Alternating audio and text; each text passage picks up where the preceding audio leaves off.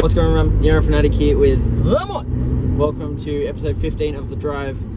Last night was State of Origin Game 2. There's going to be a review.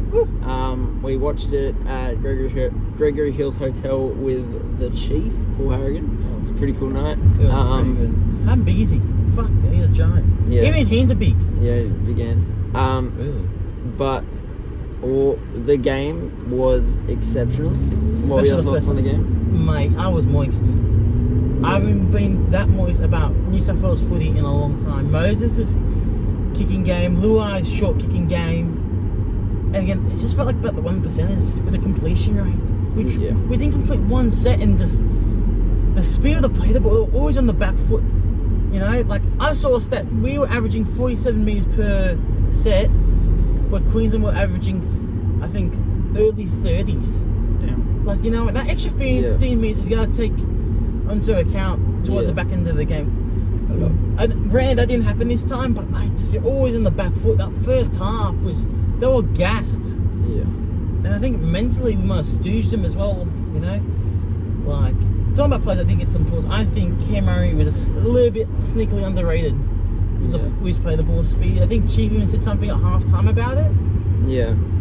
He was, the Chief, he was giving his pre-game thoughts, his half-time thoughts, so it was a cool insight.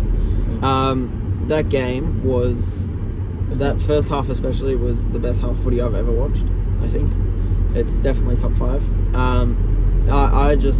I kept jumping out of my seat. They just continued to amaze me how good they were doing. It was special to watch. It felt like everything just clicked perfectly. Yeah. Like even the little things. Like I know I'm glazing a little the chalk on my sound screen, but he didn't touch the ball much. But every time it did, it felt something was going to happen. Not a foot wrong, especially in that first half. We'll start looking at the players. We'll go with the man of the match first. Mitchell Moses. Wow. He 4 try assists, man. 4 try assists. Even the one-on-one tackles, man. He ironed that thing. Didn't look like a shell of a bloke.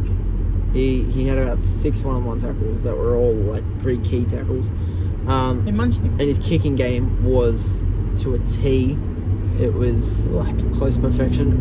That first half, I was starting to compare him to Joey 05. And I think the second half wasn't as good as the first half, obviously, but that might still be the best half performance since Joey 05. I can't think New South Wales half performance. I can't think of anyone better right now. Yeah. Even like the little things, like how hard did Queensland try to get a 7-tackle restart with the 20 tap, but he's like 3 meters, that's it, he just can't reach. I'm like, holy crap. And you just kick the ball out to take this thing out of the game. I'm like, mate, we're pegging him in here. This is bloody, we're on. Yeah. He like literally everything he did was just perfection. That first half was one of the greatest displays of footy. If you have plus minus for rugby league, he'll be probably plus 40, I reckon, just in the first half alone. Yeah. If you guys know your NBA references with that. I don't, but Cleary has not had a performance like that in Origin. Are you gonna say what I think you're gonna say? What do you think I'm gonna say? Get me Cleary and just leave Moses forever? No. Not forever? Cleary's the better player than Moses, but Cleary has not had a game like that. So for game 3, depending on how much game time Cleary gets before then, do you think Cleary comes in? Do you reckon Moses gets dropped? Luai gets dropped?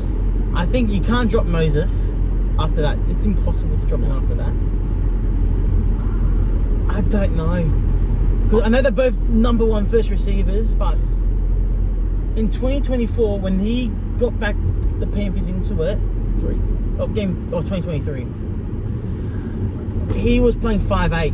He was told to create for yourself first, and anything else was falling in line in the grand final. Yeah, in the grand final, we'll fall in line after it, and then just exactly what happened. Because Luai went out injured, Yo went out injured. I think came back for the last 5, and he just owned it. Like everything was going for him. Just give me the ball, I'll make it happen. I think he can do that with Moses as his halfback. Don't you reckon? I think for game 3, we keep it the same. Even if Cleary's fit, if he hasn't had more than one game at first grade, I'd leave him out. Maybe like put him 18th man or something. Just to be around the squad, you reckon? Yeah. I don't know, because he's coming off an injury. He usually doesn't come with a bang off an injury. He usually like. I actually think it's actually a bit of opposite. I feel like he tends to like work his way in, and then within 3 weeks is best player in the comp again. But I don't know. Like it'll be a tough decision for Madge if Cleary is fit. I reckon, because you could drop Luai, but Luai's been great both games.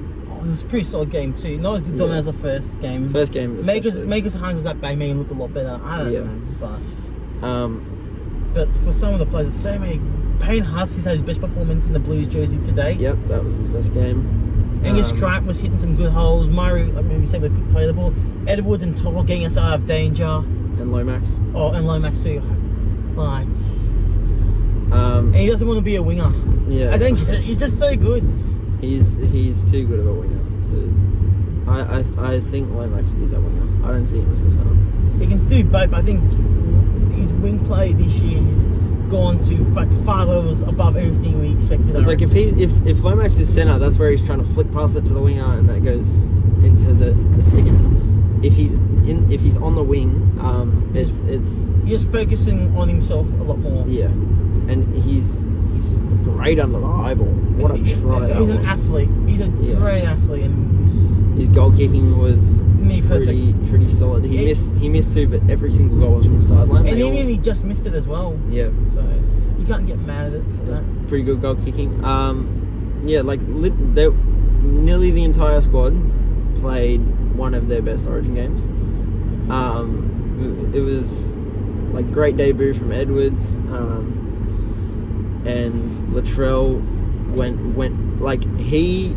We'll get into the Queenslanders in a minute, but he scared Walsh.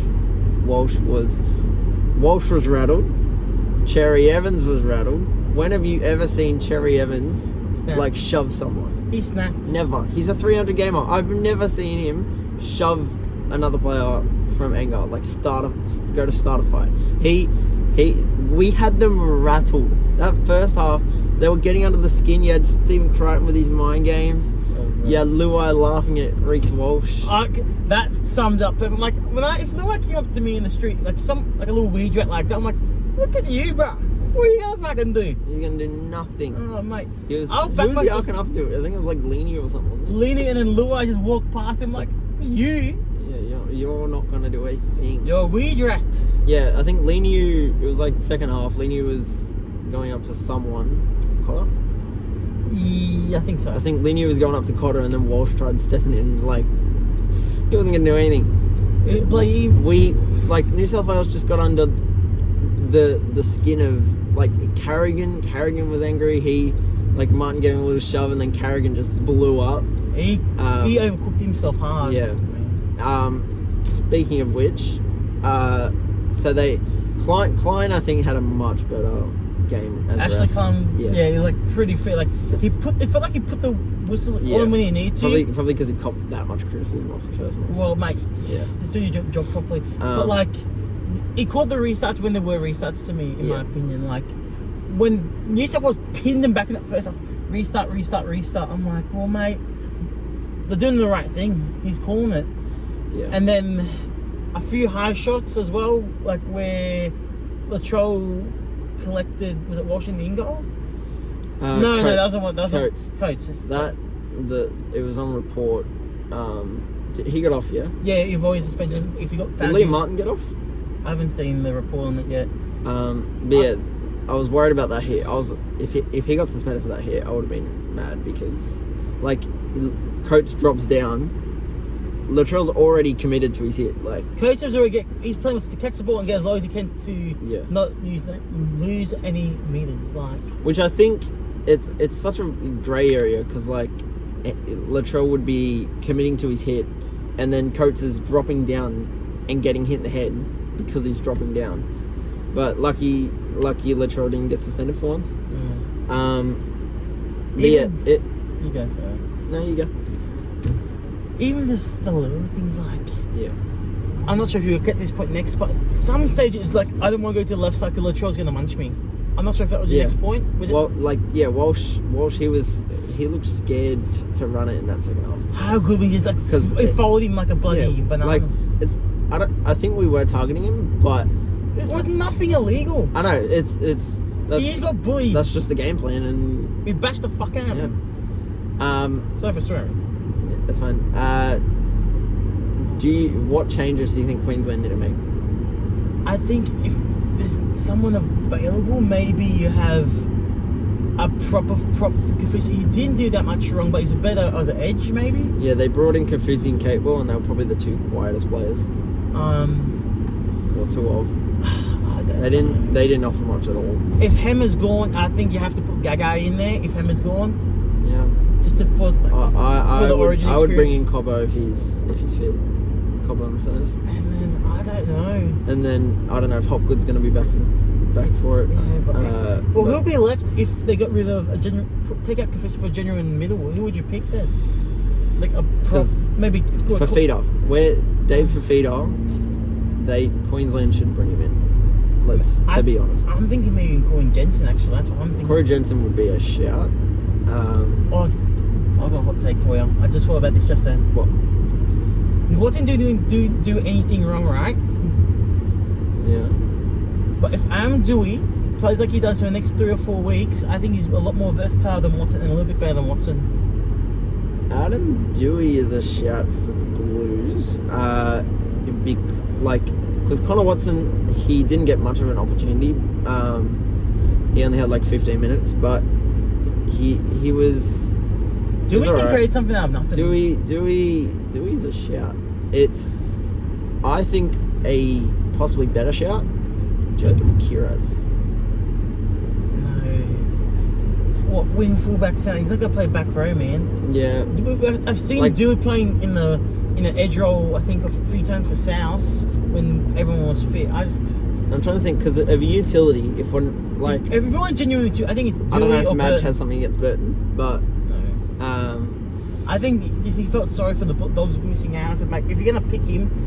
Don't worry about this AFM bullshit anymore because you're affecting us. Burton is the utility, but if we had to find someone else, we could give Connor Watson more of a chance. We could go with a second hooker. We could if Dewey, he's only played one game, but if he plays 3 more games like that, he's a good shout because he can play anywhere in the back line and could play back row. Even the hooker, I reckon he could do a job too. I think my idea of a utility is just a back, and for me, a back that's got the capabilities of playing the back row. Yeah. For me, because Burton, the season when he played left centre, he was playing to play in the back row on the left edge. Yeah. In the off season, and then things that got changed, and obviously he made Daly in the years at centre. So yeah. But yeah, I wouldn't be mad if Watson stayed. I don't think we need to change a lot. We just found a team there's something about that team. The only Olakwatu was a bit quiet. Maybe he's got the potential to be like an absolute weapon. The X Factor off the bench, eh? Yeah, but he didn't do much. He didn't offer that last night. Maybe Kalamatangi, if I'm stretching it, if he plays like this. Yeah, Kalamatangi has been the form player in the comp the last 5 weeks. So I'd be all for him getting a run. Or Barnett. Yeah, another Mitch Barnett's 18th man. I think he could come in. But I'd be fine if New South Wales kept the exact same squad, to be honest. Another change. There's a key thing I'm noticing with the Queenslanders. Reece Walsh, he was taken out 7 minutes in, and Queensland carved New South Wales up without him. Then game 2, he was the most rattled player in Melbourne, most rattled person in the entire country. He was shaking in his boots, and then we carved him up with him on the field. So maybe Queensland need to get rid of Reece Walsh. No. And there's a certain There's a certain Queensland fullback who's coming up the ranks. Jareen Baller, put him in there. No. Stop drinking the Kool-Aid. I'm playing around. But I was gonna rip you a new one. I think Bullock could. Oh, maybe eventually. Could Yeah. hold his own in the Origin arena. I reckon maybe through injuries then maybe, but My goat. I think for right now you'll go. The number one choice would be Hammer, and Gago in the centre. If something happened to Walsh again. So you don't think Cobbo? I don't know. He's got the ability. He's a gun. No one's saying he's not a gun, but just sometimes I just feel he can go. This year's just going missing a little bit sometimes. Cobbo would be more threatening to me than Gaga. But Gaga, you know he's not going to let you down though. Yeah. I feel like he doesn't offer it as much in attack anymore. That is a fair point. I give you that. Well, you have another centre anyway. Yeah. You have another centre instead of Bullock. At least not yet. Even Brimson, I'll pick over him. Yeah. If is Brimson fit? I don't know. I don't think Brimson's fit. Actually, no, he was banging on the door. Brimson was. Or Ponga actually as well. Brimson was killing it before he got injured. And what about Ponga? Actually, Yeah. played all year. Yeah, realistically Walsh would probably stay. But our game plan, if it was to attack Walsh, we pulled it off perfectly. Your thoughts on Jake Jabojevic? I think I get there's lots of leaders in New South Wales, but I think maybe the captaincy, maybe not. I don't think that foot wrong, but just only playing the captain only 25-30 minutes from 2 games, like it's a bit. Like okay. I feel like you could, instead of naming him captain, just have co-captains. With Yo and Gerbo. Yeah, like because Gerbo's had 29 minutes in the first game and 33 in the second game, and he hasn't. He's kind of like disappeared a little bit when he. It's hard to notice him when he's on the field. Like he's. Yeah. I don't know. I know what you mean. Like he's being great in the middle defense, but like he's doing the work when he's on the field, but he's not getting much game time. But I get why though too, because I personally think Looney's a little bit better than Jake Jabojevic. Yeah. But like that's a captain as well, so you know what I mean. So it's a bit like you can't drop him. Like he's gonna stay in the team, and he's probably doing his job when he's on the field. But like only 30 minutes a game. I think you need co-captains. That's just what I reckon. Like just make Yo a captain. Yo should probably have been captain. He was on the bench. Yeah, you don't like captain the bench either. So it's a hard. I don't know. Maybe Kim Murray. Yeah. Whoever's starting out of Murray and Yo, you can make captain. Oh, thank you. I was sure I was going to be biased and say that, but that makes it a lot easier for me. Or because sometimes you can have a back captain and a front and a forward captain. It doesn't really matter that much. Yeah. Just leaves in the squad. It's not too big of a deal. Like you could keep Jobo there. There's other issues you got to worry about. Yeah. Even what did you say before we come on here about Slater? What did you say in the press? Oh, yeah. He was in the press conference, and he was just. He was dribbling shit. He was asked a question. I gotta try and find it. He was asked a question in the press conference. Give me one moment. I can't remember who posted it. Long hard look, I think it was. He was trying to be Uncle Wayne. That's why I got. It was one of the most cringe things I've ever read. So the journal goes, "Will you make changes for Game 3?" Slater goes, "We're still Queenslanders. Can you elaborate on that?" "Well, we're from Queensland." "Yes, but you were asked if you were going to make changes, and you said, we're still Queenslanders." I said, "I haven't thought of that, and we're still Queenslanders." "What does that mean?" "I don't know." What? Is he trying to do the Uncle Wayne or thinking, I am Jose Mourinho? I am Jose Mourinho. I read that just before we started recording. I was like, what? Maybe he's fucking sniffing the same shit as Brad Fittler is now, mate. Yeah. Freddie. Madge has got him. Madge has got him rattled. Madge has him rattled. Madge is the man. In Madge we trust. Madge we trust, baby. I love it. Anything else you want to cover? Yeah, actually, how iconic would it be if we beat them Game 3 in the decider in Suncorp? Do you think we can get it done? There's a possibility. Yeah. There's a possibility. I thought we were going to get whitewashed this series, to be honest, after our first performance. I thought there was a serious. If we don't win this game, I thought we were going to get whitewashed in Suncorp. Yesterday has turned me around hard. I thought if I backed the Blues because like it's so hard to do a clean sweep, a whitewash, So I just think what that they are desperate. They got their pants. If we were to win one game, it was last night. They just look desperate with the Suoli thing and the match spiciness, which I love seeing back in the game as well. With bloody Martin little facial, bloody Trell making Reece Walsh's daddy. We were just playing with passion and aggression, and they didn't know how to handle it. It felt like a typical match of 2014. Like, we're not gonna fuck you around. We're gonna break down your door for the guts and do a great kicking game at the end, which Moses was on again. I can't say it enough. Yeah. Everyone did their job pretty damn good. Were there any Queenslanders that stood out for you? There weren't really for me, to be honest. I think Collins and Cole made it less. It would have been a lot worse without them. Yeah. Because they've been 3 or 4 sets on their line a few times, Yeah, no one really stood out to me, to be honest. I think Hammer is okay. Yeah. But I'll say he should have been taken off and just basically rested with the shoulder thing. I heard AC joined, and with my intel, we've had a little bit of connections with the some playing groups. It's a random injury. Yeah. It can be a 1 week, it could be an 8 week. They don't know. You can sometimes just infix itself, Yeah. So. It'd be game 3 would be a little bit easier if he wasn't playing. It would be. And then, by the way, there was a moment where I think it was Harry Grant and Pat Carrigan clashed heads in a tackle, and yet neither of them went off for a HIA. Yeah, I remember they swung around and went both. Harry Grant was bleeding because he headbutted Pat Carrigan, and neither of them went off for a HIA. Yeah, that's when we would have hit 40 if both of them had to come off. Which, like, it's a big change. Yeah, it's getting rid of your 9. You're back on 9, so I guess that's fine. We're getting rid of Carrigan as well. Like, I reckon. Yeah, it should be in the both of them. I reckon they both should have been in HIA. Well, Arrow and Milne had something similar. I think like maybe a month ago, and they had to come off. Like, I didn't get that. And then you had Liam Martin and Carrigan getting sin bins. Carrigan again rattled.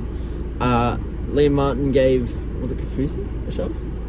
Was the one on the ground? Or Liam Martin just a little love tap on the head, and he got sin bin. He's like, what? Okay. He did get warned. Yeah. Like, literally the tackle but before. I think again, Reece Walsh got rattled and tried. I think he started to fight on the side. It was kind of hard to tell because of the camera, but I'm pretty sure Reece Walsh started to fight on the side, and he just got away with it.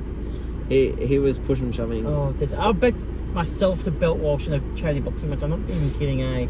Like it'd be too fast for me, but I would grab him.